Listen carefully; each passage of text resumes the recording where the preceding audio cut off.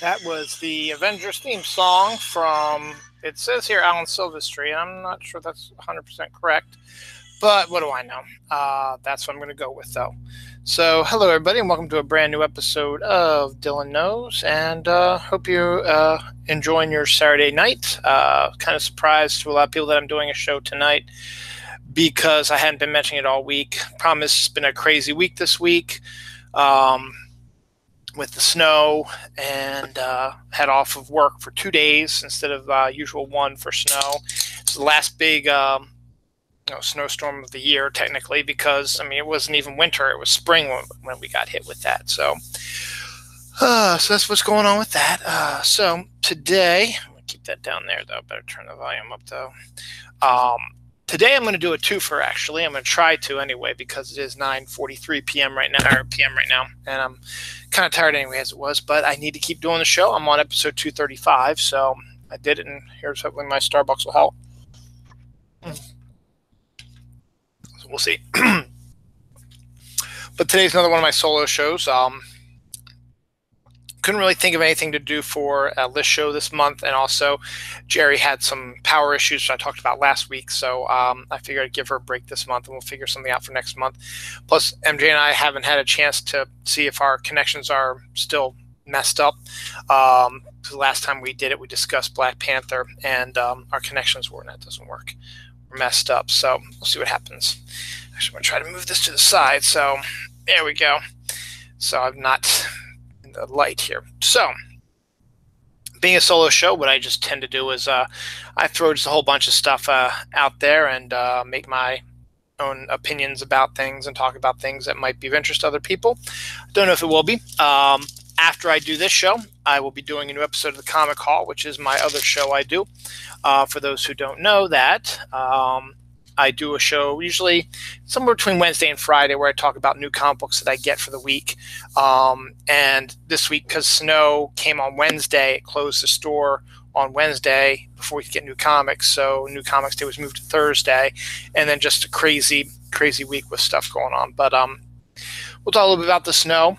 It is also tomorrow, technically, but if you want to, technically today is, but tomorrow is technically the beginning of Holy Week for us Catholics, which means Easter is 8 days away now,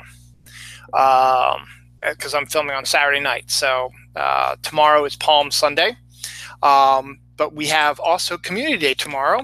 Who's this? Tomorrow is Community Day for Pokemon Go.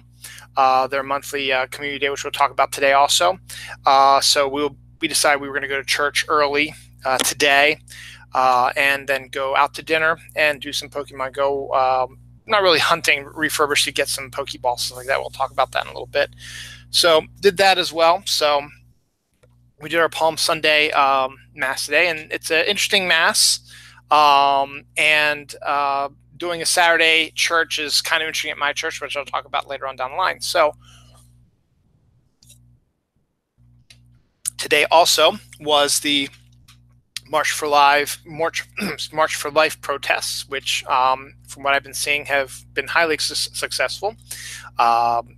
Set up by elementary school students who survived the Parkland school shooting, and spread the word to everybody around the area, and lots of cities did these protest marches against not only the NRA and guns, but to protect their lives as well from other things as well, to bring attention to that. And kids got to talk and stuff like that. It's really good. So good on them. And, for those who don't know, I am more along the lines of a Democrat. So I am applauding this. So if you're not Democratic and aren't applauding it, you can probably just go ahead and leave right now.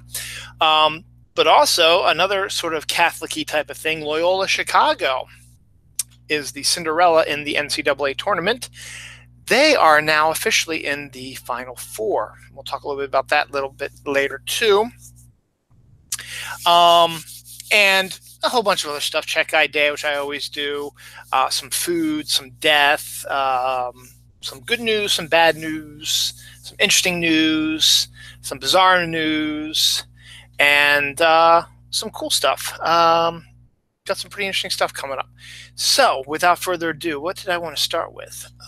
Where was that? I forget what I wanted to talk about first. I'll talk about that first. I may as well. On some of the bad news, for those who don't know me, back in 2002, I got a job working for Diamond Comic Distributors. Now, obviously, I'm doing the Comic Haul, which is my show where I talk about what new comic books I get out this week and show you the art and pictures and a little bit about the story. So I'm a comic book fan. This was like almost the ideal job for me. Diamond Comics is the only comic company in the comic book distributor in the world, and it's headquartered here in Maryland. And I got a job there. I had been working at Rainforest Cafe, and they were cutting my hours down, and I had just moved in with Dawn. Actually been together for about a year, moving into our place, and it was getting hard to keep rent because I wasn't working as much at Rainforest because they were cutting my hours. So I ended up getting this grown-up job at Diamond Comics. It was a job that I'd always been interested in trying to find. It started off as a customer service rep, which meant basically from 2002 till about 2005, I guess. I was a customer service rep for a number of comic book stores on the West Coast. My shift was 11 to 8, which 11 a.m. to 8 p.m., which if you do the 3-hour difference is 11, 10, 9, is 8 to 5. So that was my shift because my accounts were on the West Coast. I had the state of Alaska, which I am very proud to say. There was about 4 or 5 comic book stores up there, but whenever I saw the 907 show up on my call screener, I knew it was my Alaska group, so I got to talk to somebody from Alaska, which is really cool. I had Los Angeles. I had a number of stores in Los Angeles. I had a bunch in Sacramento. Those were my big ones. I had a bunch of others in California, Chino, and a few others here and there. Can't remember a lot of those. California is so big that we had a couple different customer service reps hitting all of California, but I got the Los Angeles one. I also got one in Seattle. I got that from somebody because I helped them. Because when our customers aren't calling, we have a queue. And you can see how long someone's been put on hold, and then you go and you call and you help them because it might be somebody who either can't get in touch with their rep or don't want to talk to their reps. So sometimes you're able to talk to other stores in the area. I've talked to some of the local stores around here a few times. And I got to talk to Kevin Smith once, the Kevin Smith who owns Jay and Silent Bob's Secret Stash. I got to talk to him once as he ordered something. It was always kind of cool because they'd have the name of the people who could order stuff. You had always had to ask them, who am I talking to? And if their name was not on the approval list, you couldn't take their order because who knows who it was that was ordering stuff. But I said, who am I speaking with? He's like, this is Kevin. I was like, okay, well, there you go. Now, I bring this up because one of my accounts was a comic book store by the name of Meltdown Comics. Big to-do in Los Angeles. One of the local comic book stores that a lot of celebrities frequented, and it became hugely popular. They had lots of events and shows and stuff like that. And then years after I left, apparently they changed it into kind of a comedy club, something or other, restaurant bar type of thing. I guess comics were still part of it, but it wasn't as big of a deal for them. Well, found out this week that they are actually going to be closing on April 1st, which is Easter this year. It's been, seeing a lot of people discussing it online, and it just made me think, it's like, wow, I was their account rep for about 3 years, and they were pretty cool. I mean, they never really gave me any problems. They were pretty cool people, and never had any issues with them. So it's kind of a shame to see one of your stores, excuse me, that you're used to, seeing out there all the time, closing down. So it's a shame on that, but I guess gotta do what they gotta do, I'm going to be skipping around right now. We have a new knight. Ringo Starr of the Beatles was knighted this week. So he's now Sir Ringo Starr. He, along with Sir Paul McCartney, I don't know if George Harrison or Lennon did. I don't know if Lennon did because he might have died before he was actually asked to. And I'm not sure if George Harrison was knighted. But Ringo Starr was knighted this year, or this week, rather, I should say. So now he is officially known as Sir Ringo Starr. So that's pretty good. Beatles always been an interesting band. One of my favorites, and you can make a case for them being one of the greatest bands of all times, absolutely. But it's still interesting when people get a chance to have this. It's a huge to do for them. Speaking of Sir Paul McCartney, segue.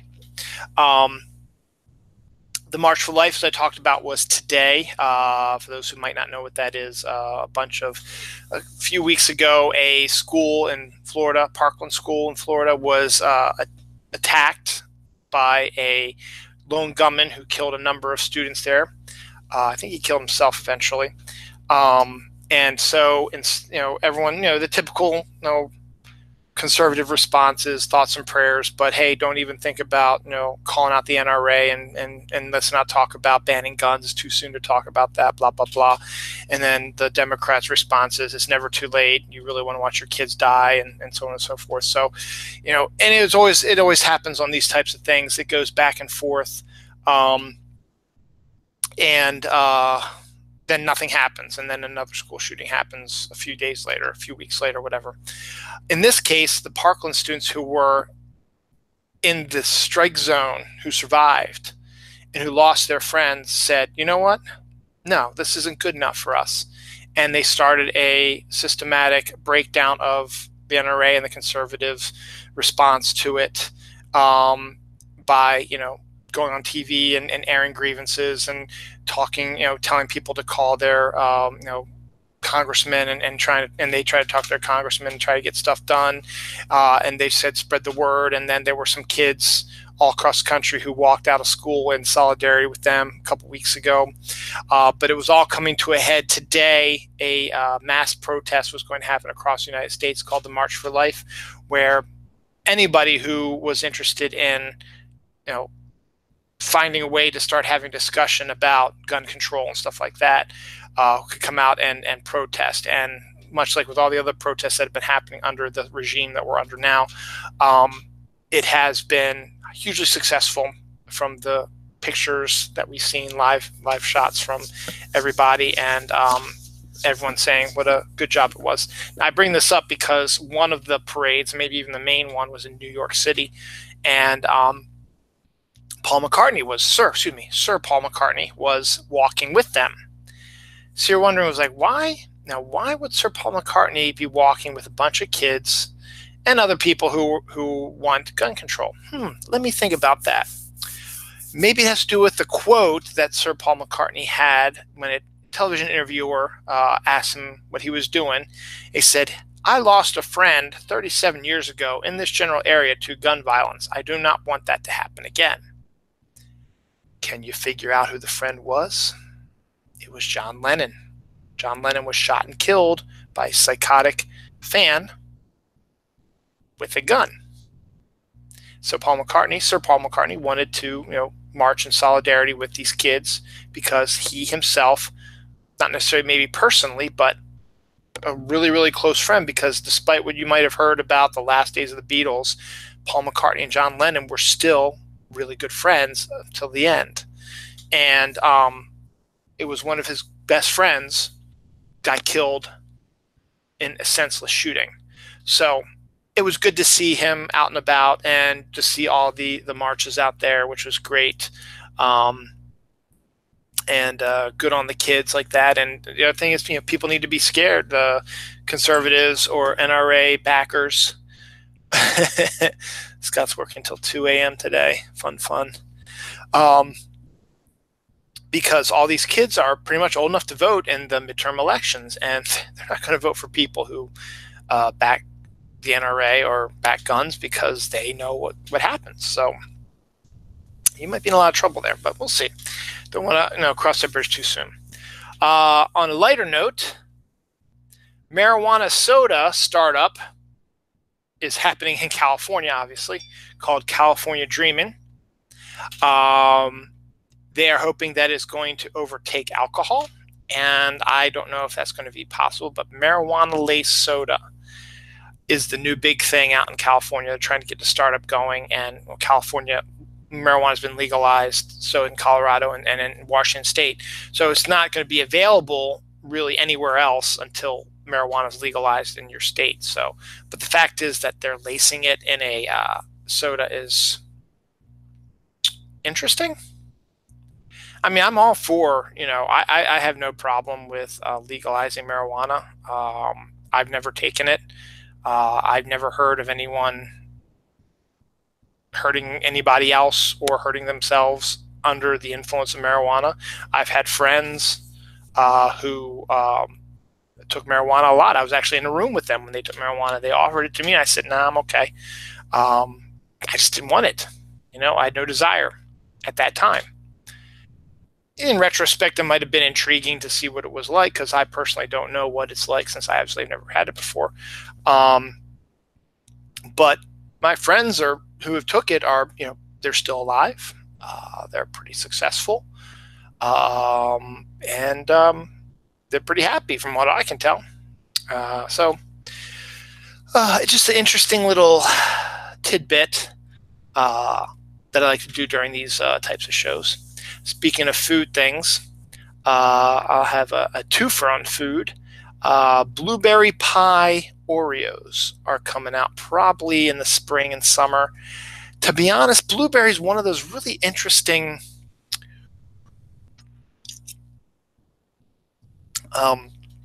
fruits to me, kind of, I guess. It's just, there's something very distinctive about blueberry, and the taste has sort of grown on me after a while. I don't know if I ever was the biggest fan of it when I was younger, but you get a nice blueberry muffin or blueberry, well, I guess when I was younger, because I did blueberry waffles all the time, but never really like physically eaten blueberries. And I started to do that more. I'm actually, no, it's not too bad. I'd like to try some blueberry pie sometime.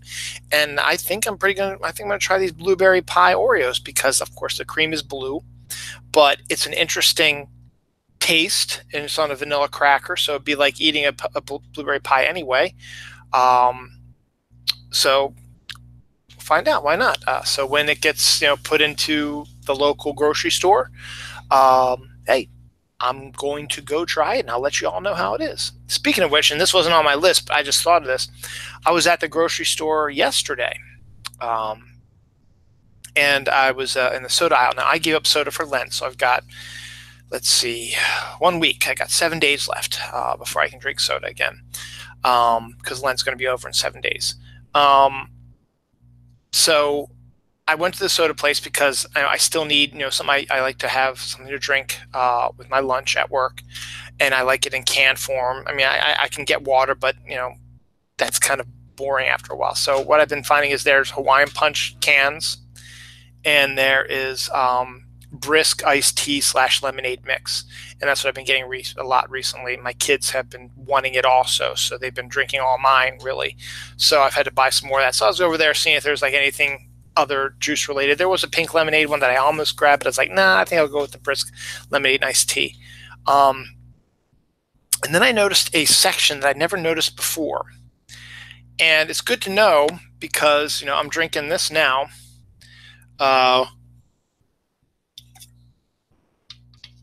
To give me energy when I do these shows. I've also had the Mountain Dew energizing drinks as well, and I've always Kickstarts or whatever, and they're not bad, but I've never been able to find them at my local grocery store till yesterday when I said, well, here they are. And they're all the flavors on the shelves. And Mountain Dew, as I told you before, has had all these different, like the Black Label, and they have these spiked lemonades, which are really good also. And so all these are sitting in this one section that I'd never noticed before. I was like, oh, cool, now I know where this is. So I started looking down to see what else they had on this shelf. And I stumbled across something I'd never seen before in my entire life. They were two distinct Coca-Cola products. They had the Coca-Cola name and everything. They were in a 6-pack in glass bottles. And one was California raspberry flavored, and one was George Peach flavored. obviously California raspberry flavored soda and Georgia peach flavored soda. I can't drink it now because I can't drink soda, but in 7 days, I may need to try that. At least the California raspberry. I'm not a big fan of peach. Dawn is. Dawn's a big fan of peach, so maybe she might like that. I don't know. But it's fascinating. It's kind of like, wow, that's something I'd never seen before. But now I know where I can get it from. I can get it there, and if I like it, I can hopefully go back there. And I like the Mountain Dew ones, and I'd only seen them at like the convenience stores. Now it's at my local Weis. And I was like, okay, cool. My local Weis store. I can go get that as well. So kind of a plus on that. So hurrah on that. Also, this I found kind of interesting because the Japanese are always way ahead of us.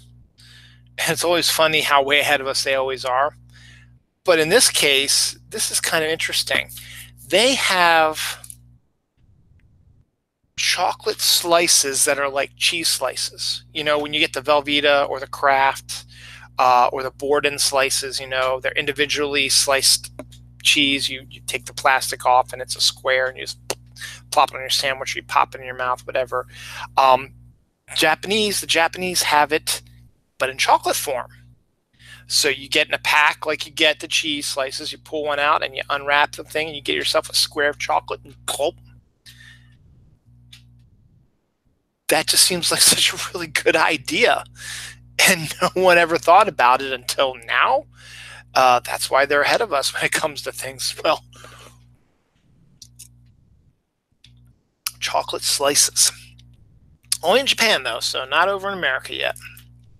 Speaking of the Japanese, I figure that's a good segue. Tokyo has a Godzilla statue. I just found this out, and I was like, how did I not know that they had a Godzilla statue? And then you start thinking about it. Why would they have a Godzilla statue? Now, I think I know the answer. Why? Because Godzilla is synonymous with Japanese culture and Tokyo and stuff like that. Because of the fact that it destroys Tokyo every time it comes on the screen. Now, why would you want to have a giant statue of a creature that destroys your city every time it's on screen? Well, because the Japanese are actually pretty smart, and they know it's just a movie, and they think it's funny, and they think Godzilla's cool because, hey, why else would the Godzilla movies be extraordinarily popular? So you're walking down Tokyo, and you turn around, and oh my God, there is a giant statue of Godzilla.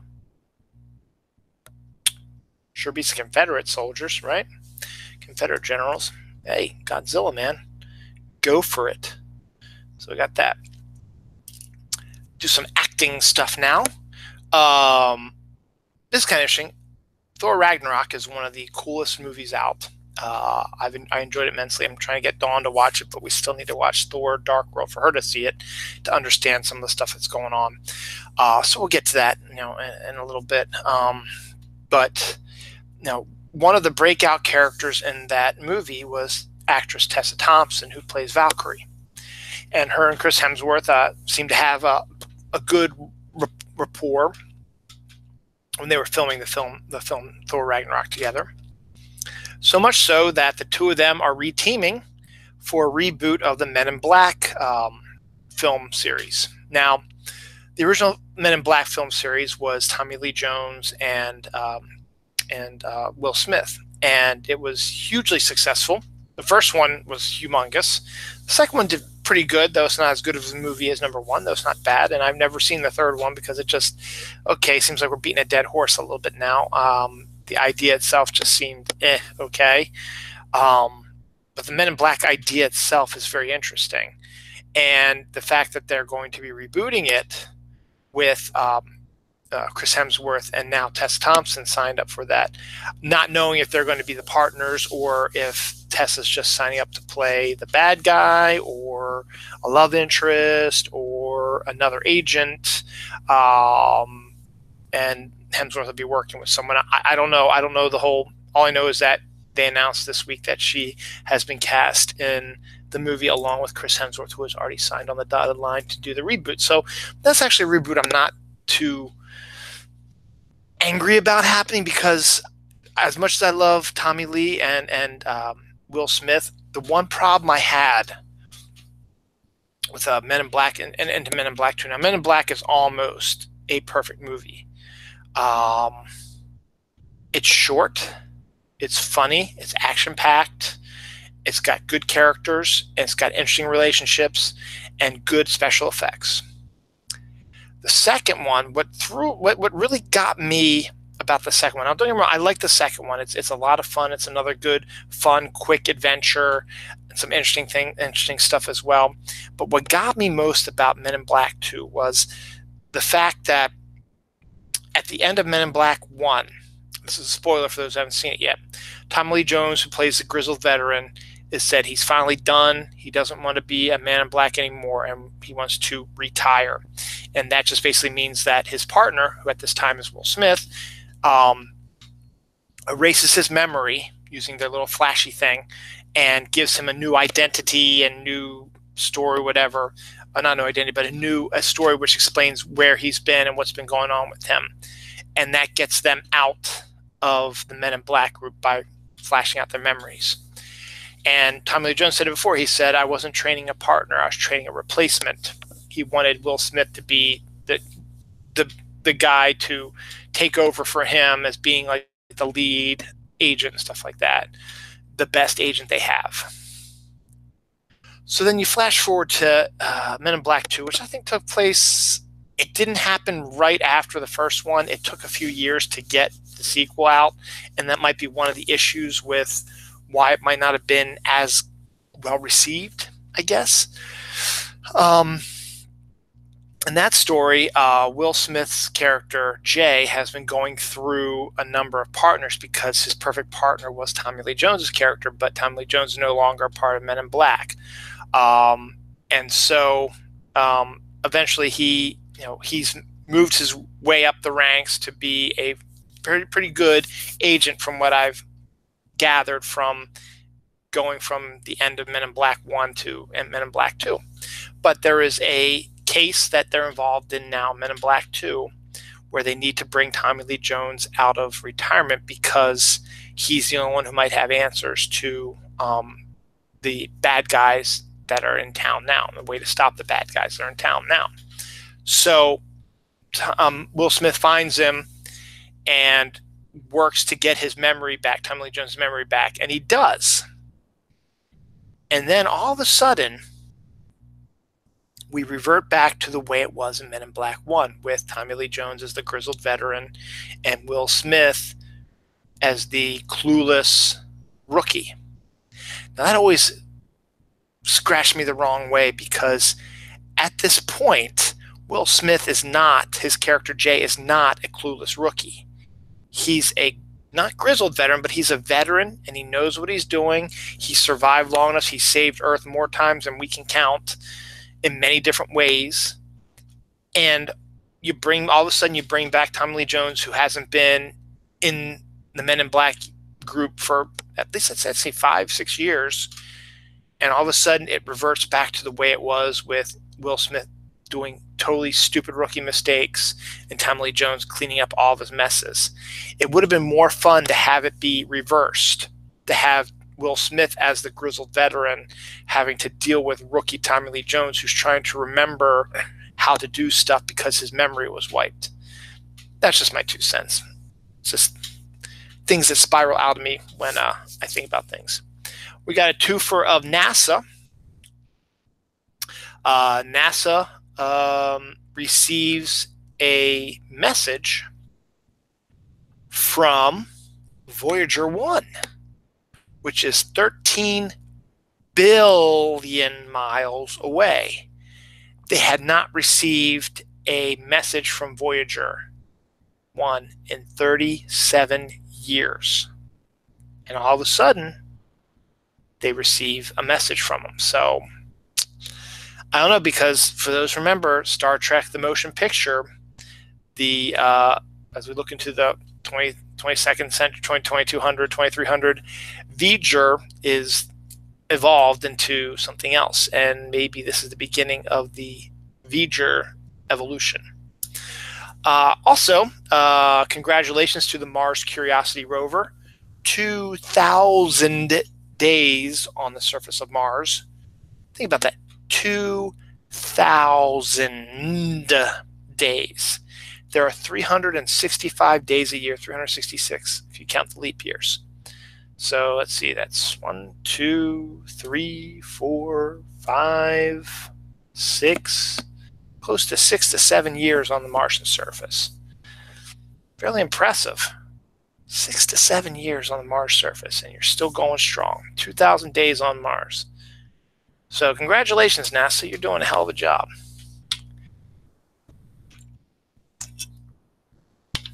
I got all kinds of twofers I can work on.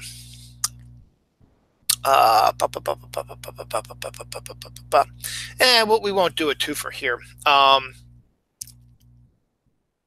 Okay, I was like, what the hell am I writing there? Okay.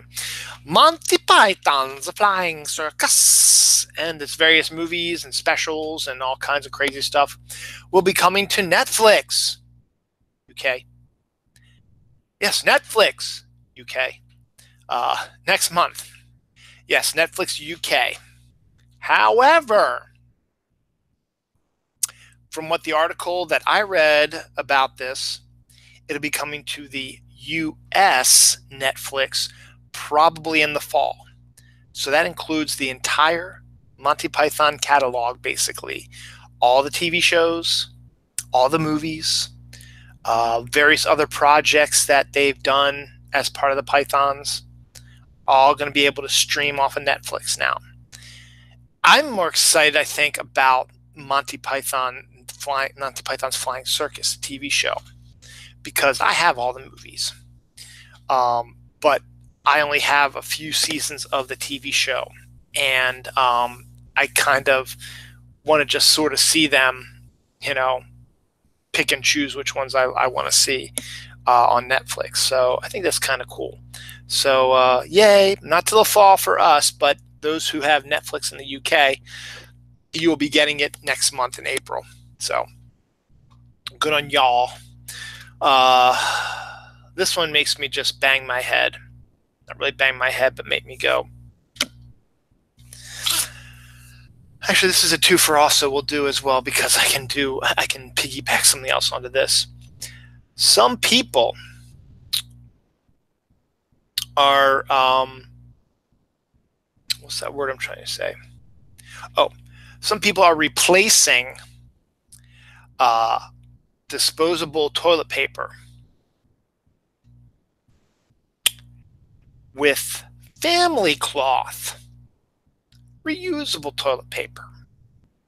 Now, when I read this article, the first thing that came to my mind is it's exactly like the linen diapers or cloth diapers or disposable diapers for babies. Now, there are people out there who will tell you it's better for the environment, which probably is, if you use cloth diapers on a baby. However, if you've had a baby or 2 or 3 or 10, you know that babies are a mess, and their poop and pee is a mess. It can be really, really messy, can be really, really stinky, and can happen almost every 5 minutes sometimes.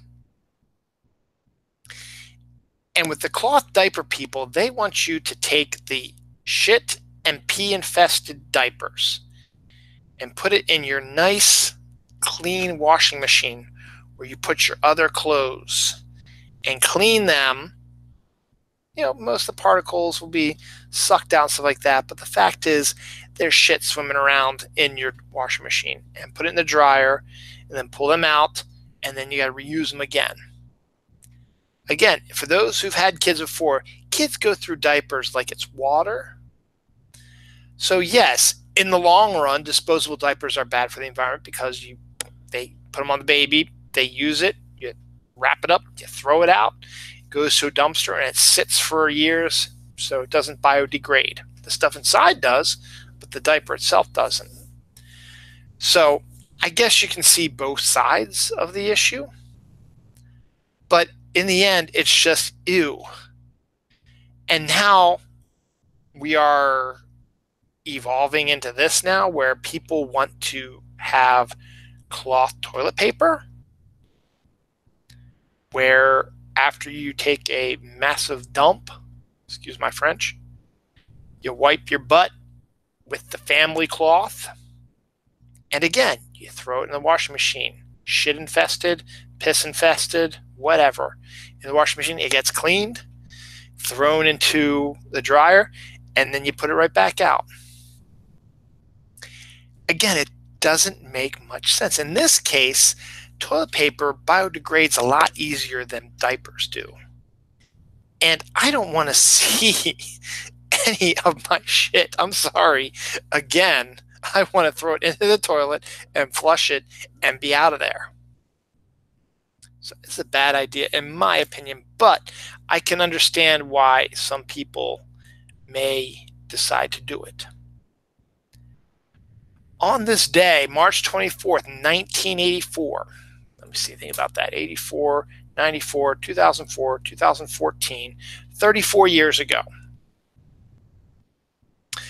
a group of students happened to have detention on a Saturday somewhere out in the outskirts of Chicago, Illinois. They were not friends, and they were from all the different groups. There was a brain, a jock, a princess, a criminal, basket case. And over a period of this one day in detention on a Saturday, 34 years ago, on this date where I'm filming this live, March 24th, a bond was formed, and the group became called the Breakfast Club. Considered to be one of John Hughes's best films, if not his best film by a lot of people. Personally, I like Breakfast Club, but it's a little too deep for me. I prefer his more goofy 16 Candles, Weird Science, Ferris Bueller type films. Though they all have that underlining growing up is hard to do as a teenager. Breakfast Club was the one that really hit you hard, and it was rated R. And that's really for, I guess, the situations and the language, because it really wasn't a lot going on there. It was a bunch of people talking, but it was about stuff that to this day is still considered, important for teenagers. John Hughes was way ahead of his time, and we've already did a John Hughes list show a few years ago after he passed away. But yes, it's always interesting to see when real life dates intersect with everyone's real world. So 34 years ago, March 24th, 1984 was when the Breakfast Club in the movie actually happened, because they have that little at the beginning scene as, Shermer High School, March 24th. So I think it said 1984 after that. So that's always an interesting thing to do that. It's similar with the, Back to the Future stuff with the dates in Back to the Future, and you always come across those dates like, oh, it's Back to the Future Day, or Twin Peaks when Agent Cooper enters Twin Peaks for the first time. They have that specific date as well that people look at. And so it's always neat to see those types of things. So there's on that. And I forgot, I sort of jumped around. I had a twofer. I talked about the disposable toilet paper. A while back, we talked about the Tide Pod challenge, where young people were eating Tide Pods. And on this very show, about a month or two ago, when the Tide Pod thing first came out, I was begging and pleading with you to please do not eat Tide Pods because you could die. It is soap and chemicals that can kill you. So after a while, it's sort of died down, so it's not a big a deal anymore. Hopefully we were hoping that it got through to the people. It's like, hey, don't do stupid things. Oh, how naive we are. So I'm looking through Facebook the other day, and I'm just reading stories and seeing if headlines catch my eyes. I'm just sort of drifting off. I'm flipping. So, okay, I'm getting ready to shut this off, and then boom. There it is. People are now smoking bug spray. I'm sorry, I had to itch my eyes and also face palm at the same time, because smoking bug spray Come on, man. What is wrong with you people today? Bug spray is just as bad as Tide Pod. You could die. Yes, bug spray kills bugs. It can kill you too. It's got chemicals in there that are harmful to you. That's why it says on the outside of the container, do not swallow. And yet, here we are, smoking bug spray. Now, how do you go ahead about and do that? I don't know how you do that.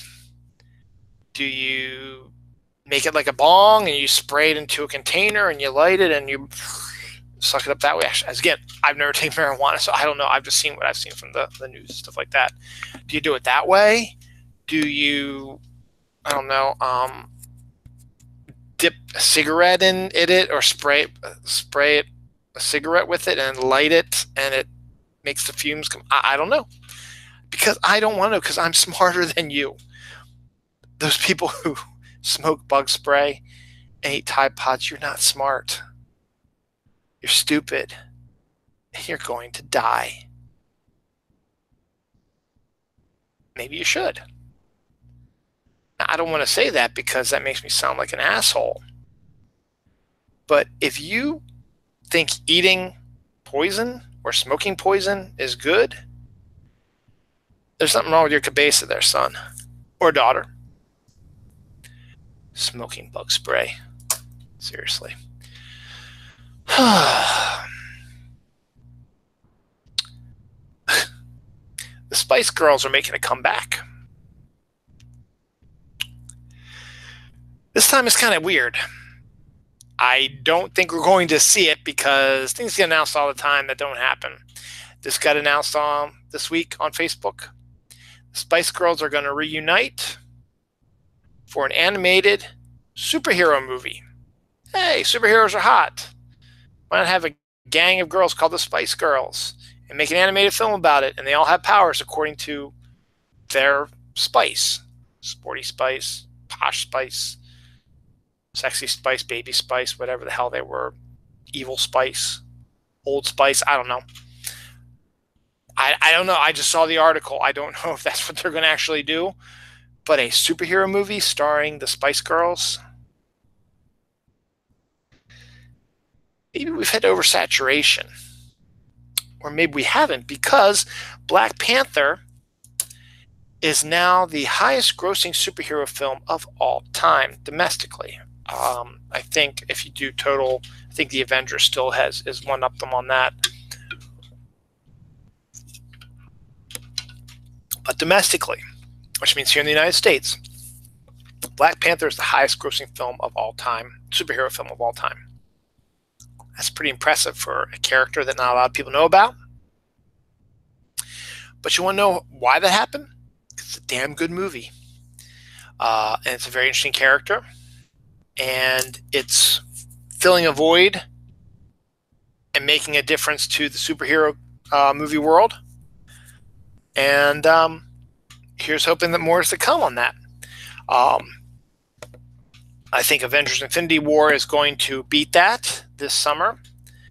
However, there is one thing where Black Panther has the plus. They just lost their first place seating in the box office. After 5 weeks of being number one, which hasn't happened since, I don't know, 2007, 2009, when that crappy Avatar movie came out that James Cameron's working on and is doing, 10 more movies or something like that? They're coming out over the next 75 years, something like that. I don't know. Look, I like James Cameron, but these Avatar movies were crap. And I'm probably not going to see these other ones in the movie theater either. Regardless, Avengers Infinity War, which is now out April 27th, which is only about a little bit over a month away, not that far away, is now only going to have 3 weeks to cover stuff until they get overthrown by Deadpool 2, which comes out on mid-May. The Deadpool 2 trailer came out this week, the newest one. You get a little bit more idea of what's going to be happening.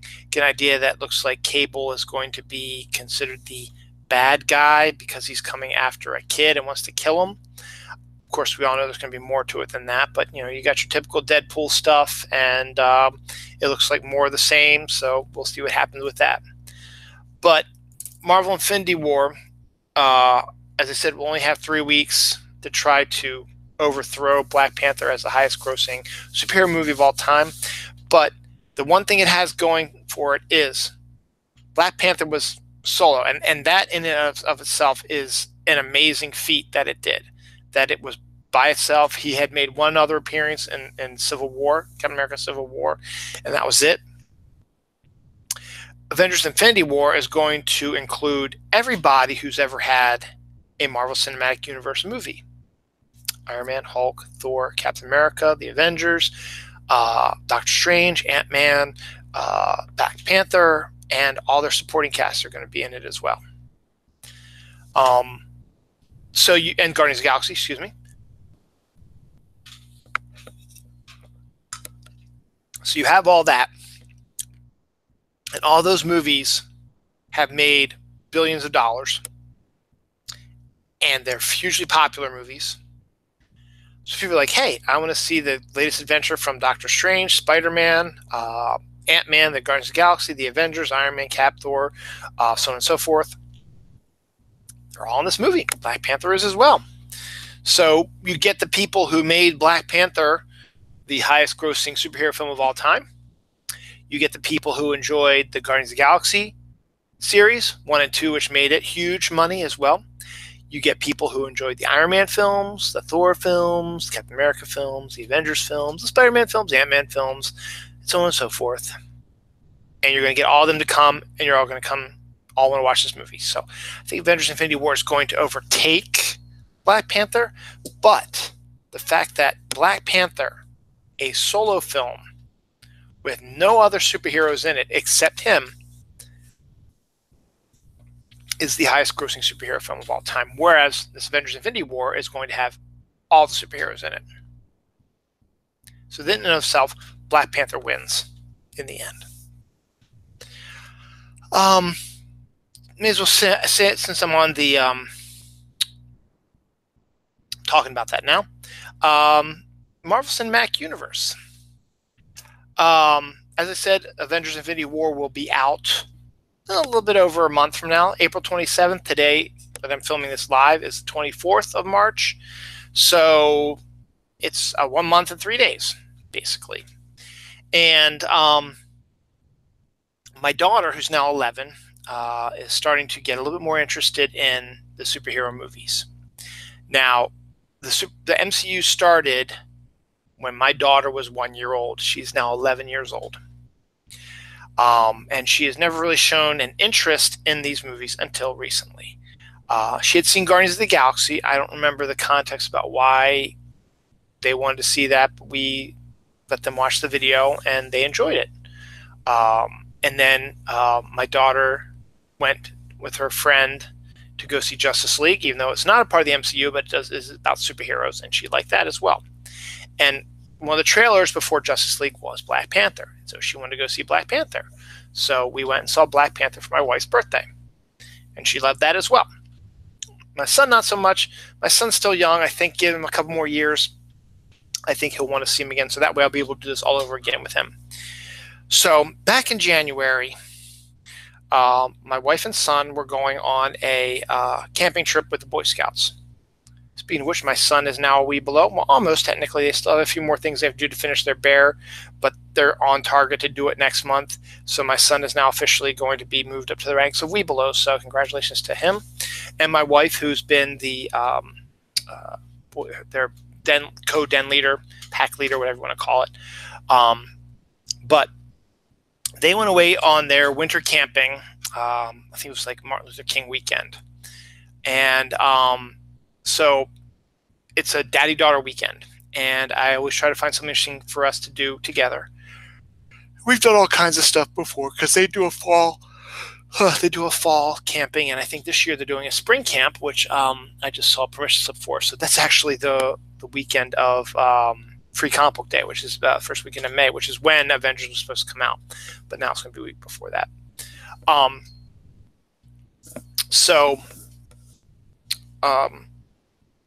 It was in January, and the weather wasn't going to be all that fantastic. It was going to be chilly, and there wasn't going to be a lot of stuff we could do out and about. So I asked my daughter, would you like to do a movie marathon? And she's like, oh, yeah, that'd be really kind of cool. So I pulled out a whole bunch of different movies that I thought she'd be interested in, and that I think would be right up her alley and what she would really, really like. And, we picked a bunch. And two of them that she picked were the original Iron Man and the original Thor. Because she wanted to get to know about the MCU now, and these were the best ones to start with. Iron Man particularly, since that was the first MCU movie. Thor is the first one. It's not Incredible Hulk because that doesn't really have much bearing on the Avengers now. And Iron Man 2, which didn't really have much bearing on anything, so gave her a chance to see a new hero. She got hooked immediately, and so we've been getting caught up on the other. We're going to try. I'm going to try to get her to watch every movie until or just before we go see Infinity War all together, so that way she won't be lost. My son will be lost regardless, but he'll go with us just to watch the stuff, and he won't remember the stuff anyway. So, but that's one of the main reasons why I was playing the Avengers theme, because we watched the Avengers last night, and Avengers is still really close up to being one of my favorite MCU movies. And it has that distinct theme that's been playing in my head all day. So I had to start this episode with the Avengers theme, which they say is by Alan Silvestri. I'm not sure if it is, but if it is, hey, I love you, Alan Silvestri. You're awesome. So we watched Iron Man and Thor on our daddy-daughter weekend. Then we got. When did we watch Captain America? Oh, during our 2 snow days off this week, we put in Captain America and Iron Man 2, so we can just get caught up with that. So she has now seen Iron Man, Iron Man 2, Thor, and Captain America: The First Avenger. So she was ready for the Avengers. We did the Avengers last night. She thoroughly loved it. And then today, at my son's, had a pack meeting today, so they were going to be gone for a little while. We went and we watched Captain America: Winter Soldier, because Iron Man 3 really, in the end, doesn't really have much to do with what's going to happen in Infinity War. And my wife hasn't seen The Dark World yet, and so I want to watch it with the three of us all together. So first, Winter Soldier made the most sense. And now we can probably move on to Avengers 2 right after that, because we've covered everything right now. And then we'll come back and swoop back around and get the other ones later on. So my daughter's really getting into it now. She really, really likes that, which is cool. She likes Stranger Things also, but she's sort of played into the back of her mind now. It's not as prevalent as it was. She's also always been a big fan of Loki. So when she saw Loki in Avengers, she lost her mind. And probably in her Easter basket next week, I will probably be throwing a Loki Funko Pop in there for her. So awesome. But what's great about that is it's fun to watch these movies again through the eyes of somebody who's never seen them before. They're asking questions, and it gives you a chance to, to answer them. And also, I haven't seen a lot of these movies in a while.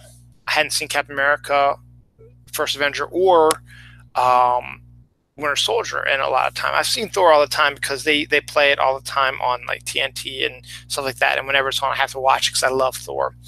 And Iron Man and Iron Man 2, they don't really show them all that much, but I've seen them plenty of times, particularly since this was before they started releasing multiple Marvel movies in a year.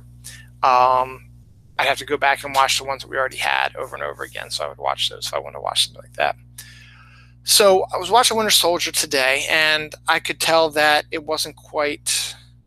I mean, she still loved it. Don't get me wrong, she loved it, but it wasn't quite like her favorite one because it's a bit more of a political thriller and not as much as an action thing. And I think she likes the action stuff.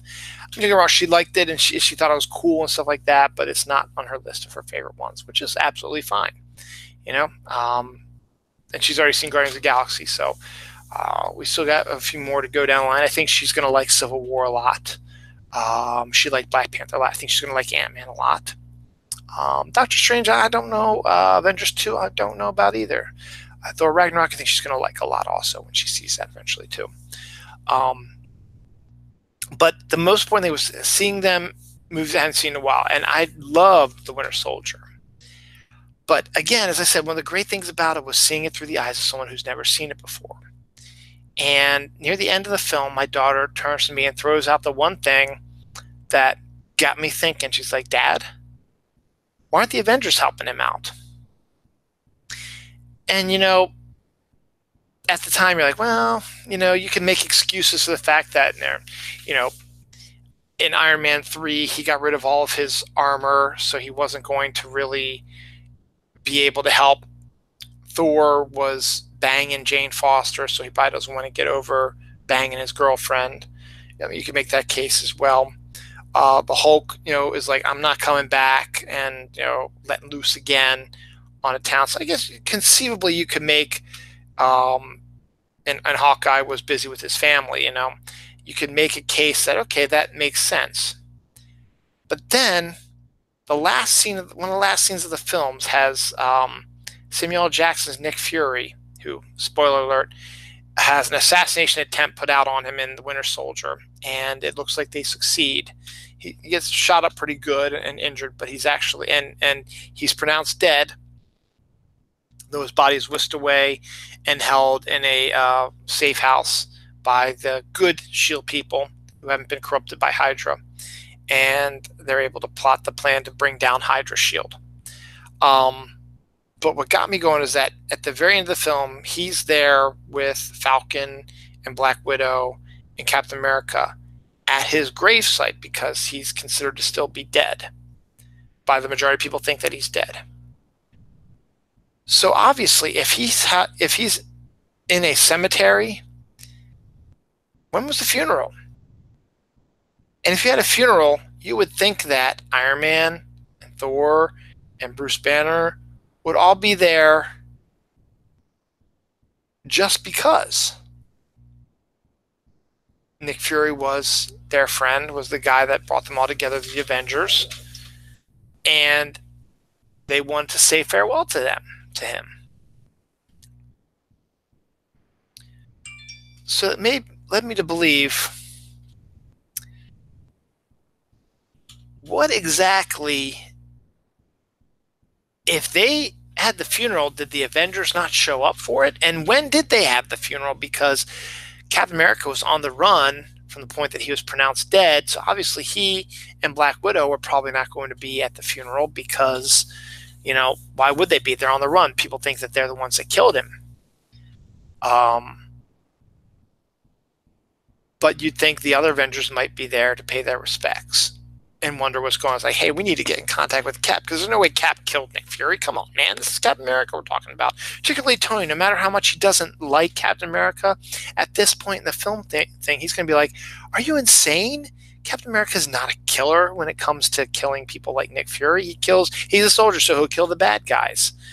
But he would never go out of his way to kill Nick Fury. And the storyline that they had concocted is absolutely ridiculous about Nick Fury being a traitor. And they know that too. So it got me thinking about that as like, you know what? I really don't know. I don't know. I mean, again, you can make the case that because of what's been happening previous, you know, they couldn't make it. But hey, you know what? Avengers 2 comes up very soon, about a year after this one. And guess what? They're all back together again. So, you know, it makes you go, really? So we'll see. Some goodish news, I guess. This is current news. The Austin bombing terrorist has been killed. For those who don't know the story about that, is there have been a number of bombs that have been mailed to people and have gone off and killed primarily black people. and just like regular black people, families, regular people, not anyone in the government or law enforcement or kind of just like, like your computer guys or, teachers or, just there. And they were basically, attacked by this terrorist. Turns out it's a white guy who's conservative. Wonder how that could happen. Attacking black people? Really? And killing them? Gee, I wonder why that is. Oh, and people don't call him a terrorist. They call him a confused young man because he's white. He's a white guy. He's a freaking terrorist. He caused terror, pain, and suffering to people who did not deserve it in the least bit. I'm glad he's dead. I know it's a non-Christian thing to say, but you know what? Glad the asshole's dead. And you've got to open your eyes, America, because this guy is a terrorist. And if you notice, the people who cause the most damage and terror in our country are not brown-skinned or Arabs. It's young white people who, you could say it's coincidental, are conservative Trump supporters. That's all I'm going to say about that. I've already lost one person who's watching it, so I don't lose any more, you guys. That leads me to how I said, I'm glad he's dead. And that's not a Christian thing to say. I am Catholic. Those who've seen my previous 234 episodes know this. I've talked about this a number of times. I'm not the strict, strident Catholic. I do not truly believe everything that the Bible says as gospel. But I believe in the general tenet of Jesus Christ. It says, treat everybody the same and good. It's not treat everybody but them good. No. They want you to respect and treat everybody good. If you've ever read the Bible, there's some really whacked out stuff out there. And if you're taking bits and pieces to use, like being anti-gay marriage because it's in the Bible, guess what? Tattoos are against the Bible. Eating shrimp is against the Bible. And hell, if your wife is cheating on you, you can stone her to death. Yeah, that's all in the Bible. Whatever. But there are lots of really cool aspects to being a Catholic, and one of them is this week. This is like the week in the Catholic Church. This is Holy Week. Now, Christmas is a big deal, obviously, but Holy Week is the biggest deal because this is basically the tenet of the Christian religion, is that Jesus Christ, the Son of God, came down to earth, was born of the Virgin Mary on Christmas, and came and spread the gospel of the Lord, and was a prophet, and was the actual Son of God, and had followers, the apostles, who helped him, and he would tell parables and try to get people to respect life and other people, no matter what their race, creed, religion, financial aspects. Hell, he's like saying the poor need our help more than anything. There should be no rich people. All rich people should be helping the poor. That's in the Bible for all you conservatives out there who don't believe that's possible. And you guys claim to be Christians. Read the freaking Bible then. You're already picking and choosing stuff from the Bible to use for your agendas. You should probably read the New Testament too. Don't just read the Old Testament. Read the New Testament also, because guess what? It's part of the Bible too. Anywho, this week is Holy Week. It starts technically tomorrow. It started today for me because Saturday they do have Mass for the weekend. Starts on Saturday. There's two, I think, at my church. I think if you go to any church like the one that my wife and I used to go to before we had kids and before we got married, and when we lived together, and we lived in Cockeysville, Hunt Valley area, we would go technically like on a date. We would go to church on a Saturday afternoon, 4 o'clock, 4:30, 5 o'clock, whatever it was. I don't remember. And then we'd do church for an hour. And then guess what? It'd be 5, 6 o'clock at night. There's lots of cool restaurants around here, or movies or whatever, and it's just the two of us. We'd go on a date after church. then go back and, well, we're not going to talk about that. Do stuff that probably you shouldn't do. Being Catholic, dirty stuff, but we're not going to talk about that anyway. Anyway, so most Catholic churches will do a Saturday Mass because, some people can't do Sunday for whatever reason. And we always did Saturday, not only because we'd have a nice little date night, even when it was just two of us before kids. Every night was date night technically, but you know what? That's besides the point anyway. But, we like to sleep in on Sundays, particularly Dawn, because she worked long hours. She was, at the time, she was also going for her master's, which she never completed. But she was, really, really busy. So Sunday was really like the only time where, this before kids, obviously, where we'd go to bed late after certain things. And then I would get up usually around 7 or 8 because I couldn't sleep that much longer. And I just hang out and read comic books or watch movies or watch TV or go on the computer or whatever. And Dawn would usually sleep to probably about 11 o'clock on a Sunday. And, we could do that because we went to church on Saturday. But fast forward now to our family.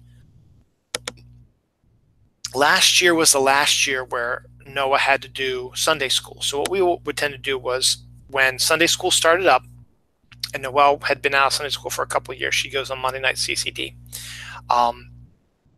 We would take Noah to Sunday school, which was usually about 10:15 on a Sunday morning. And then our church would have a 10:30 Mass on Sunday.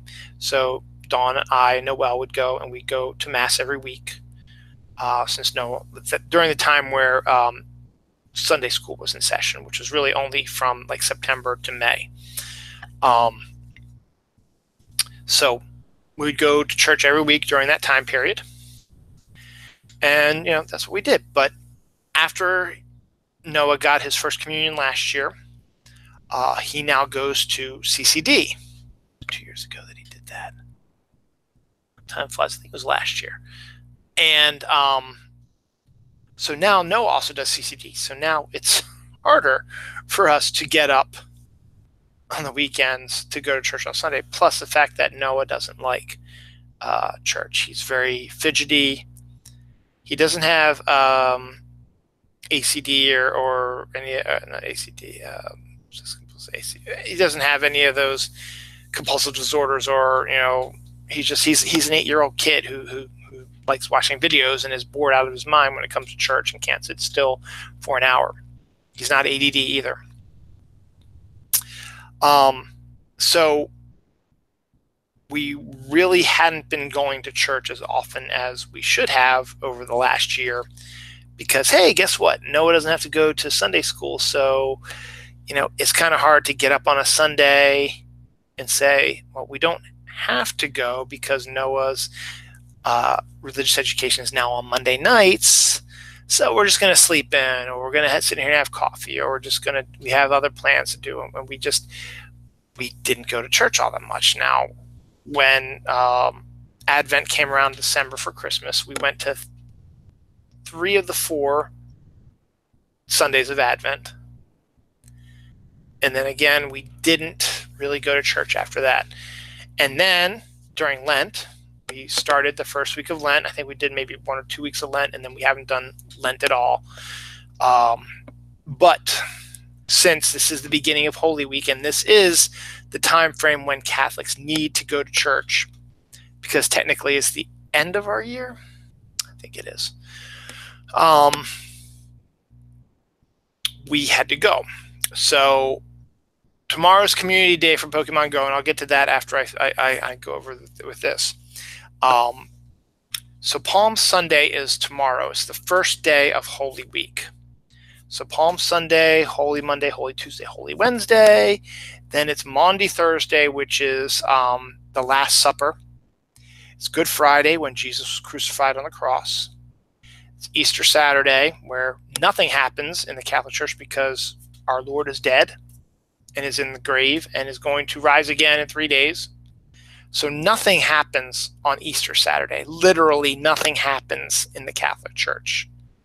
Now, Saturday night is Easter Vigil, which for those who can't go to church on Easter Sunday because they've got family issues or whatever, or if you're going to be getting confirmed, Easter Vigil's for you. Easter Vigil, I've done that. We've done that before too, and that's always a lot of fun too. And it's really interesting. And particularly when we were kidless, we would do the midnight Easter Vigil, which is really cool. No, there wasn't. No, I'm thinking of Midnight Mass. That was the one where the star. I'm sure. There was one. It was either Christmas. It was either Midnight Mass or it was Easter Vigil when we were kidless, and we went to one of the late night ones, and the whole entire church was dark. I mean, this is at night, so it was like pitch black. And then one little light, it had to be Easter. One little light appeared, and it got brighter and brighter and brighter, and then boom, guess what? But then you can make the case that it could be Easter also. I don't remember, or Christmas either. I couldn't remember. Regardless, so we have Easter Vigil on Saturday, but basically nothing happens on Easter Saturday in the Catholic Church until Easter Vigil that night, because there's nothing to do. Your God is dead and is waiting to be reborn as he prophesied. Or your Savior's not dead. Your God is not dead. He's still alive, but your Savior is dead, and you're in mourning, stuff like that. And then, bang, bang, boom, boom, Easter Sunday, boom, he rises from the grave. Guess what? That's the whole point of the Catholic religion, is that this guy was the Son of God, and he prophesied that I will die for your sins, but I will be risen up in 3 days. And he was, and he got out of there. And that's what Easter is. And it's a joyous time. And then Easter actually lasts like 6-7 weeks. So it goes through May, actually, basically, to about mid-May is when Easter keeps going. So regardless where Easter starts, it's going to go the whole month of April and then into early May usually. So there's like 7 weeks of Easter, and then there's a whole bunch of other stuff that leads to it. And then before you know it, boom, you're in normal time. And you have normal time until Advent. So we're about ready to hit normal time where nothing extraordinary happens in the Catholic Church from about mid-May to end of November. Might be one or two things over here, boom, boom, boom, boom, pop up every once in a while, but not so much. But what's interesting about Palm Sunday is now, most people, even though you might not be Catholic, you probably know the story of Jesus' crucifixion. And I always found it odd that this Mass on Palm Sunday is the Mass where we do the Passion of the Christ. Now, I had no desire to see the Mel Gibson movie like that because he's a staunch conservative, Catholic conservative, whatever those crazy religious freaks are out west, evangelical. He's like an evangelical type. And his movie, The Passion of the Christ, basically is 2 hours of Jesus getting the shit kicked out of him and tortured. And yes, that did happen in the Gospel of the Passion of the Christ, but there's absolutely no reason to show us that or linger on it. The whole point of Easter is not that Jesus suffered for us, is that he, well, I guess technically it is, but he died for our sins and was resurrected.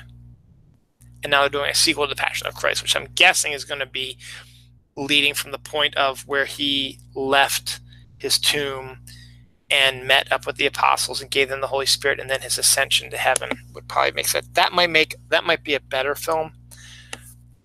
I'm still on the fence about that. I don't want to see Jesus getting beaten up and tore up and all that stuff. I hear about that on Palm Sunday, because Palm Sunday is when we do the Passion of the Christ in our gospel. It is literally the only Mass that's about an hour and a half long, because we spend about a half an hour on the gospel, which is the Passion of the Christ story. It starts on Maundy Thursday, the Last Supper, goes all the way through him getting betrayed, him getting tortured and beat up, him having to drag his cross. Well, someone drags his cross for him, but to go up to the hill and Golgotha and then get crucified, then die, and ends with his body getting put into the tomb, because You can't talk about the resurrection because that's Easter. That's next Sunday. But you would think that this Mass, where we read the Passion of the Christ, would be better suited for Good Friday. Good Friday, they already do the Stations of the Cross, and they have a Mass. And to be honest, I'm a bad Catholic. I've never gone to Good Friday Mass, even though you're supposed to. It's the law. It's one of those things that's what's the word I'm looking for? It's a specific day. There's certain days in the religious calendar that you have to go to church on those days. And Good Friday is one of those days. And I've never gone to Good Friday Mass because I'm a terrible Catholic. I don't even think I've ever seen the Stations of the Cross. Maybe once when I did CCD, and that was about it. Stations of the Cross are all over the church anyway. You can see them. They're either done in stained glass or pictures or sculptures or whatever. So we have to. I mean, it depends on who your priest is. Now, the Monsignor, the guy who is the one who runs the Sacred Heart Church, which is where I go, when he does the Palm Sunday Mass, the Passion of the Christ, he says just before they read the Gospel, this is a long one. If you guys don't want to stand, you don't have to. We're legally allowing you to sit down because you're supposed to stand for the Gospel. The guy we had today, who is a new priest, who's been in town for a little less than a year, his name is Father Canisius.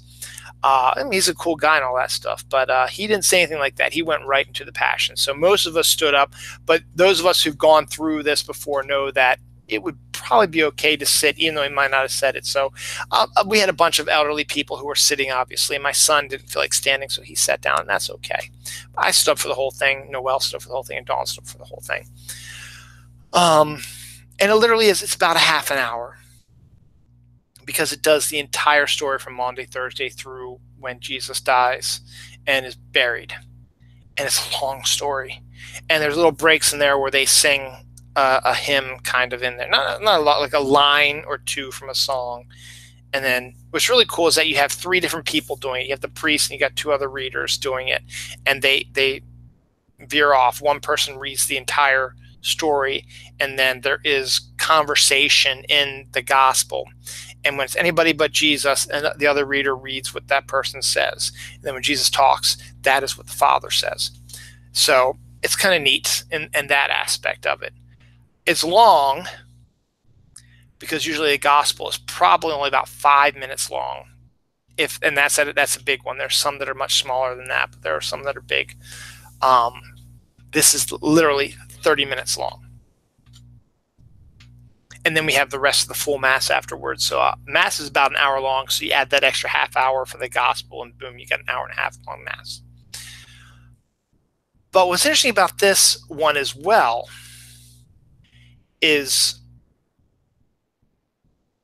when Palm Sunday Mass starts, you get the palm, mine's upstairs, but you get the palm, and you have to get it blessed. And when the Father comes in at the beginning of Mass, he does another Gospel reading. This one is about Jesus entering into Jerusalem the week before his crucifixion on Palm Sunday.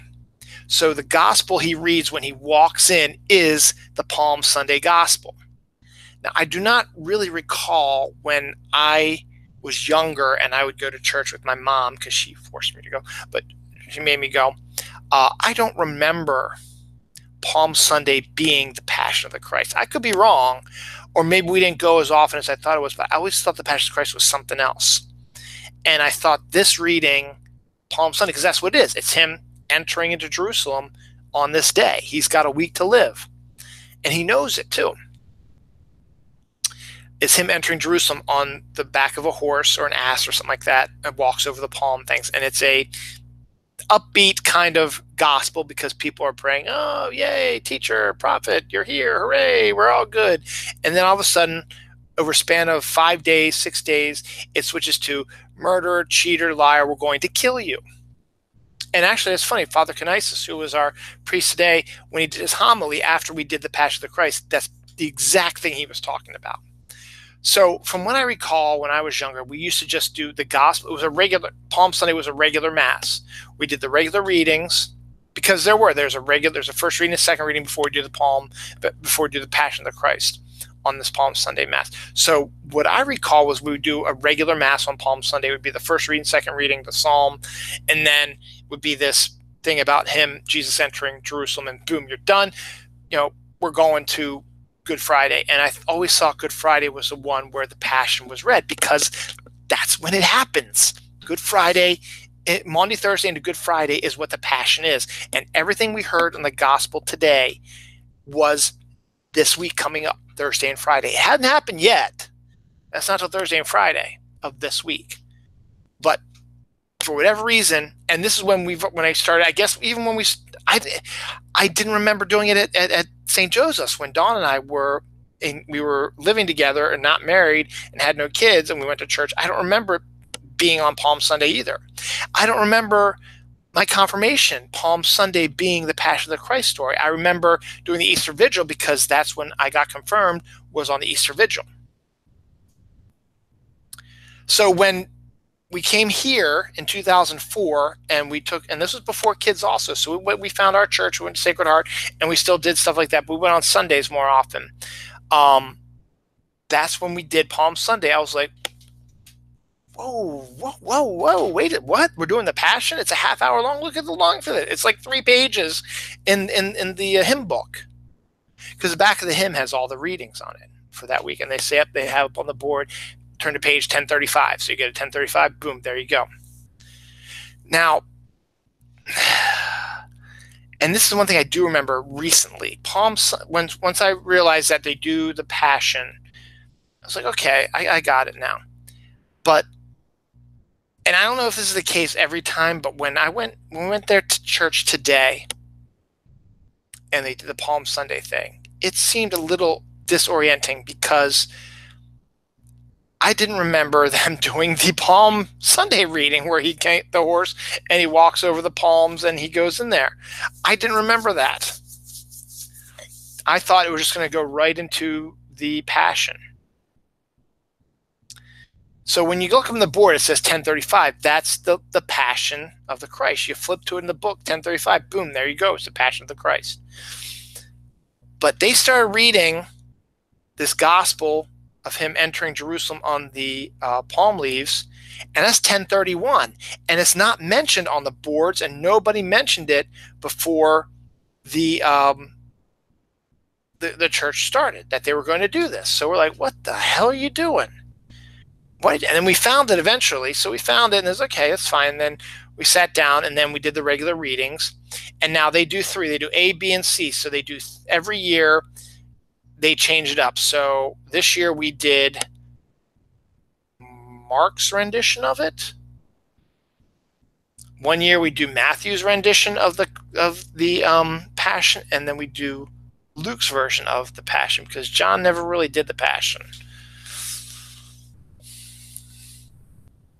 So we did that. So this was B, and I knew it was B, so I said, okay, this is B. And B is technically 1037. It's not really 1035, but 1035 is the general Passion, starting with A and then going to B, C, and stuff like that. It's going to be B, and so we did B. So that was a little off kilter. The Psalm they did, because you can read the Psalm in there. It's where the one person sings the Psalm and then sings all the verses to it. And we don't have to sing that. We just sing the chorus, as it were, the Psalm. The Psalm that they were singing was different slightly than the one that we were supposed to be following along with. So we're like, huh? What? So that was kind of weird. And then what I've noticed, because we've gone to Saturday Mass recently during this church year, a couple times on Saturday, because we've discovered that we don't want to get up on Sunday. We have stuff we do on Sunday. But the times we've gone to Saturday Mass, there's only been 2 or 3 times. They ran out of the wine during communion, and that just seems rather odd that you would run out of wine. And they did. You can see it. The person's done, and there's still like 10, 15 people still waiting to get communion, and now they can't get the wine because they don't replace it. So that seemed a little off to me. So Holy Week starts this week. So as I said, tomorrow is Palm Sunday. Today, whatever technically you want to call tomorrow's Palm Sunday. Then Holy Monday, Holy Tuesday, Holy Wednesday. Again, it's building up to where we're getting to. The big ones are there's a Trivenda Pardiem. There's some sort of name for these 3 days. So Maundy Thursday, which is the Last Supper, is on Thursday. Good Friday's on Friday, which I have off work on Friday. Legal vacation day. I don't have to take a vacation day. It's going to be a holiday pay. Booyah! And the kids' spring break starts. Instead of it being a week, they only get Good Friday and Easter Monday off. So then, as I said, we have Good Friday. Then we have Easter Saturday where nothing happens except for Easter Vigil at night. And then Easter Sunday, and then boom.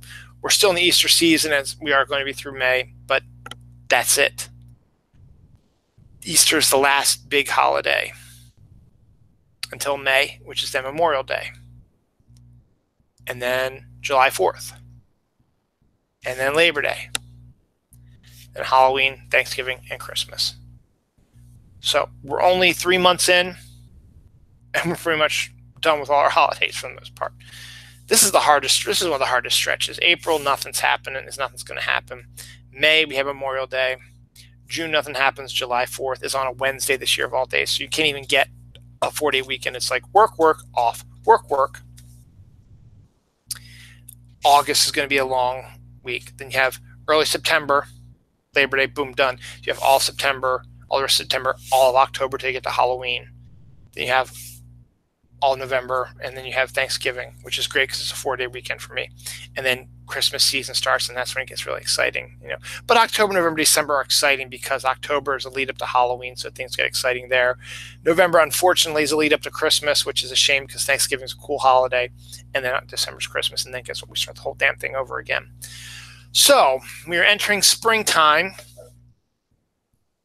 and we got snow. The first day of spring here on the eastern seaboard, mid-Atlantic region, was a snow day. We got hit with about a 12-inch snowfall, which was the biggest snowfall of the winter. Except it wasn't during winter. It was during spring because it was literally the first day of spring when we got hit with snowfall.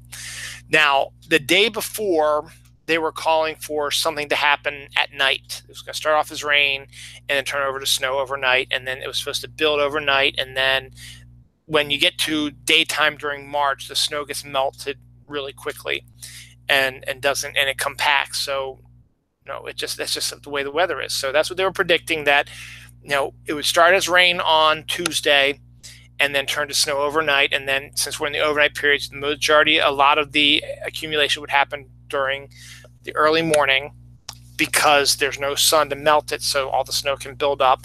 And then you open up on Wednesday morning, the snow's come down really heavy, and it's still fairly cold, so you're still able to get more accumulation. Then all of a sudden, the sun starts coming out, heating stuff up, and then the accumulation stops, and it starts to go down, even though the snow keeps falling on it. But as soon as the snow hits the ground, it goes like that and turns into water. So you don't get any more accumulation after that. What happened instead was we got snow pretty much right off the bat on Tuesday. And they closed schools early for the kids, so Dawn went and got them. Wednesday, they closed schools, which we were expecting because it was going to be heavy snow. But the thing is, after the snow, we got a little bit of Tuesday night. It stopped like at 10 o'clock at night and did not start again until 6 a.m. I got down a few times during the morning because Jinx got me up to look outside, no snow. And whatever snow we had was starting to not even be on the ground. It looked like it was going to be a bust. And then around 6 a.m. is when the snow started coming down really, really hard. And it really came down really, really hard. And so predicting that it was going to not let up after a while, they closed schools, which I guess was a good idea. So they closed Dawn's company as well. So all of us were home for that because I didn't want to drive in it. So I called out and had a vacation day. But then the roads got cleared overnight. Stuff started to melt during the day, even though it was still snowing, and then the roads got cleared a little bit better.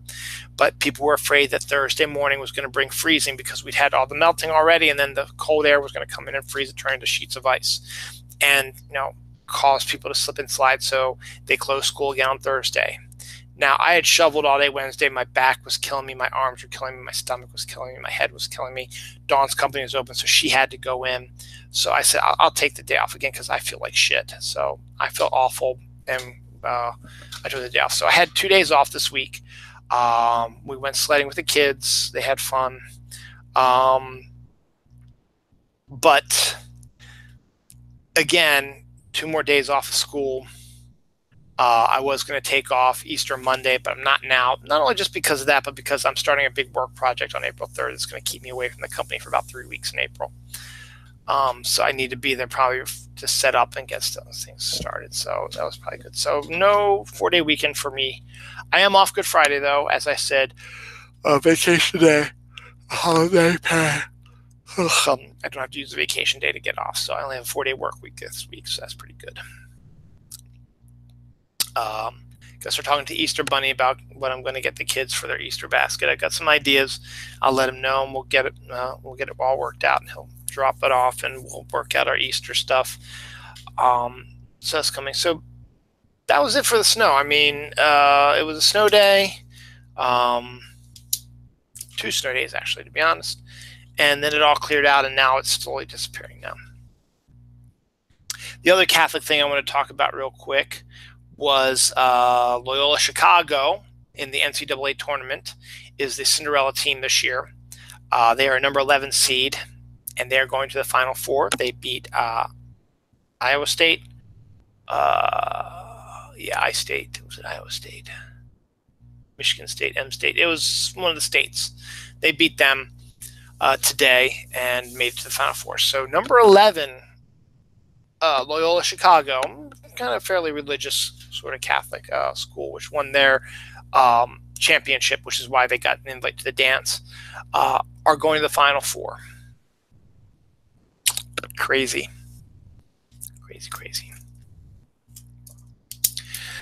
What do we got? Justice League comic books, Pokemon Go, Check I Day, Astro City, Maryland Day.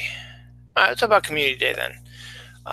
We're running out of time. I'm going to try to keep this to a little bit, about 2 hours. I've got a half an hour to reach that point. But then I got to stay up and do my comic haul. So we'll see if I can do that. I'm starting to fade a little bit here. Anywho, today's Saturday night. As I said, it's 11:14 p.m. Saturday, March 24th. Tomorrow is Sunday, March 25th. And I've talked about this over the last couple months. My wife and I and my kids are big Pokemon Go players. Pokemon Go is entering its 2nd year. Well, finishing up their 2nd year in July. Finishing up their 2nd year, because it was this past July was 1 year, and so year 2 will be done next July, or this upcoming July. So we're in the midst of year 2 now. And one of the things that the company that did Pokemon Go did is they created this thing called Community Day, which once a month from now till the end of the year, and they might even continue on from now on, for a time span, usually about 2 to 5 p.m. Eastern Standard Time.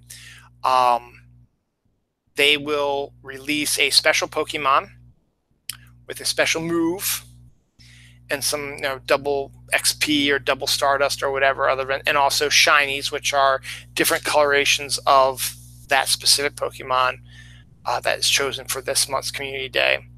And they'll be spawning more often, so you can catch more of them.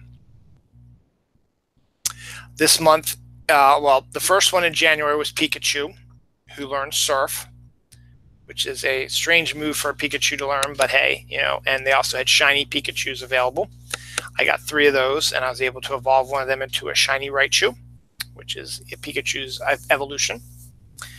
Last month, and that January was really nice because the weather here in Maryland is weird.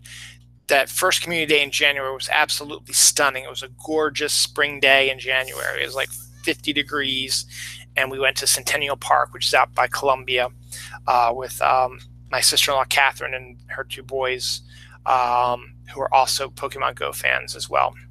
And so we were going to do community day every month with them. So then last month, February, was Dratini was the community day one, and you get shiny Dratinis, and Dragonite would learn Draco Meteor, which is a really strong move. We went to the Inner Harbor, Baltimore's Inner Harbor, for our event there, and it was a crappy, cold, rainy day in February. It was awful. Tomorrow is going to be partly sunny in the mid-40s, so it should be a lot like it was today, which wasn't too bad. It's going to be a lot less sunny, but it's still not going to be too bad out. We're going up to Westminster, which is just right up the road from here. The Pokemon that's going to be out and about is Bulbasaur. And Venusaur is going to learn a special move, I can't think of it right now, which is a really strong move. And there'll be shinies as well. And there's also a Easter event going on at the same time. So it should be a lot of fun. So we're going to meet up with Dawn's sister-in-law and their kids, and we're going to have a good time tomorrow. So we've got community day tomorrow, which should be really a lot of fun. And as I said, they're going to do it once a month from now on. A lot of people were kind of, Bulbasaur, not that exciting. Dratini was exciting because Dratini is rare and Pikachu is the original Pokemon gangsta. So everyone liked to see him as well. Bulbasaur, though, sort of like, okay. Also Pokemon related, Eevee, which is a Pokemon, is one of the only Pokemon that evolves into different types. There's like 9 different types. And Eevee, depending on specific things, has a variation on each of those. So it has a water Eevee, a fire Eevee, an electric Eevee, a dark Eevee, a fairy Eevee, a cold snow Eevee or ice Eevee, and grass Eevee. So you also have you need a ground one, a ghost one, a poison one, a bug one. So there's a whole bunch of ones they can do now. The new Pokemon anime, manga, and not just that, and also the new video game, which is where we get the gens for Pokemon. When new video games come out, they create new characters and you have to catch them. Well, there's going to be a new Pokemon game for the Nintendo Switch coming out soon. And there's rumors that Eevee, who hasn't had a new evolution in about 2 generations, will be getting a new one in this series. And it could very well be a flying Eevee. So for those who like Pokemon and like Eevee particularly, that could be really interesting to have a Eevee evolution of a flying Eevee. So some real world stuff, some comic book stuff, and then we'll get the heck out of Dodge. Paranormal experiences come from another dimension, claims a scientist. So if you're experiencing ghosts, aliens, monsters, whatever, they're not of this dimension. They enter through a portal in another dimension and come over here, and that's how paranormal experiences happen, are creatures and things from another dimension. It's a passable explanation, I suppose. I mean, ghosts being after death. Death is another dimension, technically. Makes sense. A lot of people have already said that they think aliens come from another dimension and not from outer space, as a lot of people think. They think it's from another dimension. Monsters is a different story. I don't know. Makes sense, but it's just they've come out and said, hey, a lot of these paranormal experiences you're experiencing are not of this earth. They are from another dimension. So I guess that kind of makes sense to people who are kind of doubting about it. Toys R Us continues to get hit hard. Their founder, Charles Lazarus, which is an ironic last name, but he passed away this week, as did former Miami Dolphins and Miami Marlins, Florida Marlins, I should say, owner, and a Blockbuster video mogul, H.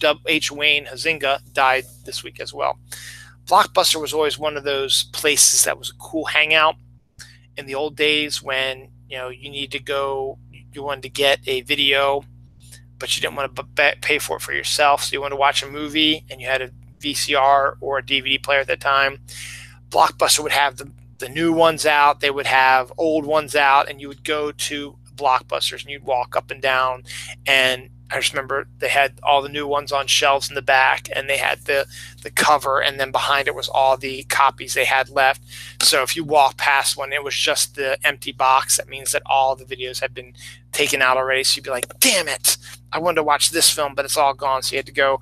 But then you would find some movies that you never heard of. It's like, oh, I've never heard of this. This looks pretty good. And you'd be able to read what it's about. Say, hey, I'll grab this. And you grab something, you check it out, and you had it for, 3 days?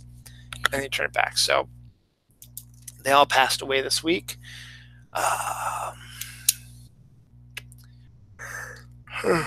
Comic related stuff. Excuse me.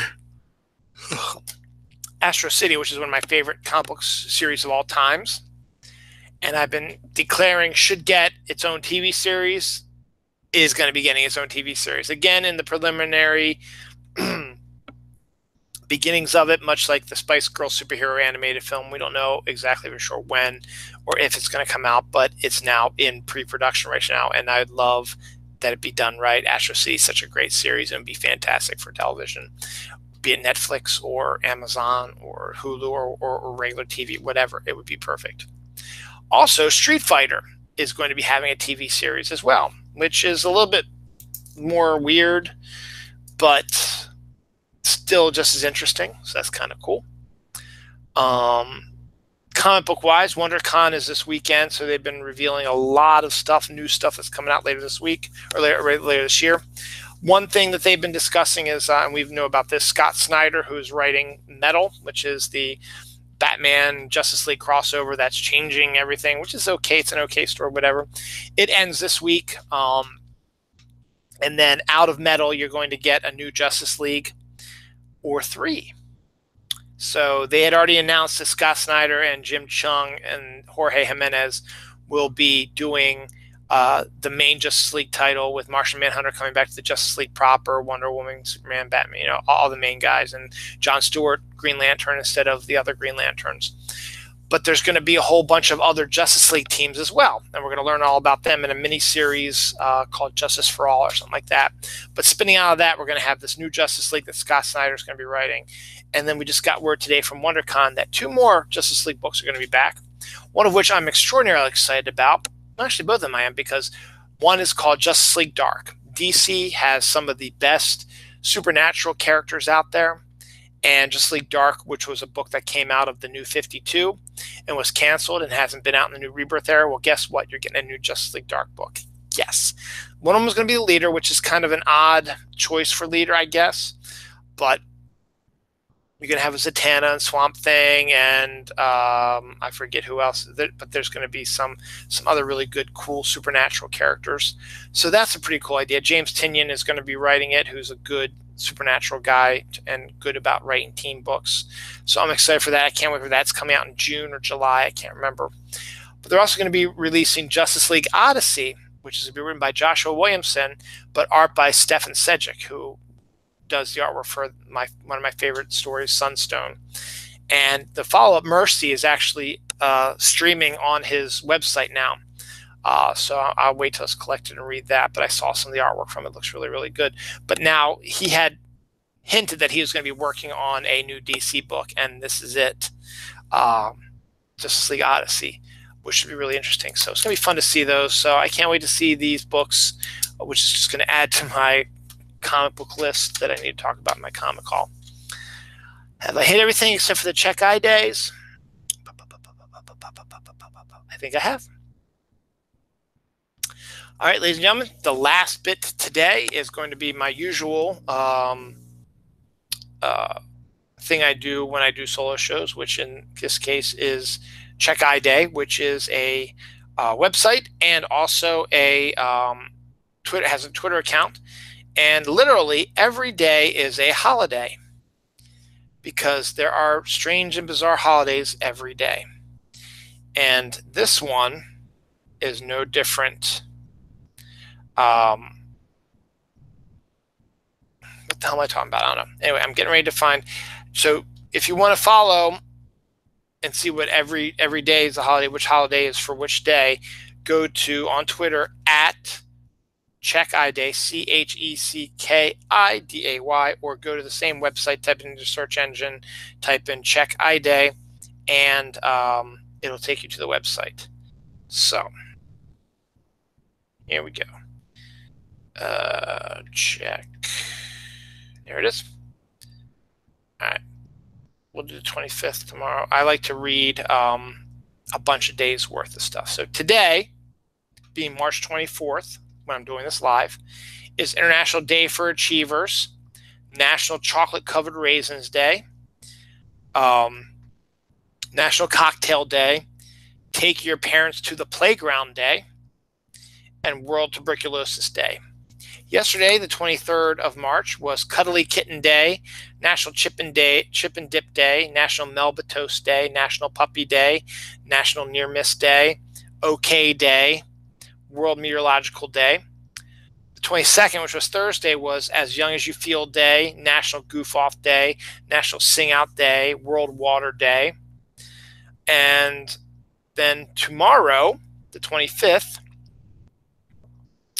we have Tolkien Reading Day, Pecan Day, Palm Sunday, which I've already talked about, Old New Year's Day, Neighbor Day, National Medal of Honor Day, National Lobster Newburgh Day, National Day of Celebration of Greek and American Democracy, International Waffle Day is tomorrow, International Day of Remembrance of the Victims of Slavery and the Transatlantic Slave Trade is tomorrow also.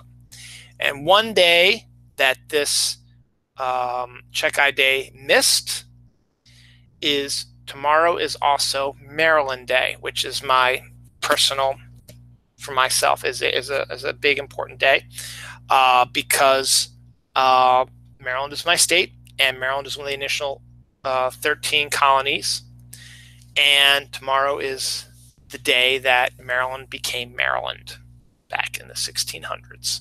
So tomorrow's Maryland Day, so I'll probably put some Maryland stuff up and stuff like that. And I love my state, and I'm very proud to be a Marylander. And that's it for today's episode. So I think I covered everything I'm going to. Next week is Easter Sunday. I don't know exactly what I'm going to be doing, if I'm actually going to be doing an episode because of Easter events and stuff like that. I would assume I'd probably do something on Easter Saturday, but I'm not exactly sure what we're doing. Usually we go to my wife's family's house, spend the night Easter Saturday into Sunday, so we're there Sunday morning and then go to their church up there and then have Easter Sunday with the whole family. I really don't want to do that this year. I want to stay home in my own bed. We've done it 2 years in a row right now. I really don't want to do it. I want to stay home in my own bed and have the kids wake up and look for their Easter baskets and then either go to Easter Mass then or go to Easter Vigil on next Saturday. I don't want to do anything else but that, but I am at the mercy of my wife, so we will see what she says.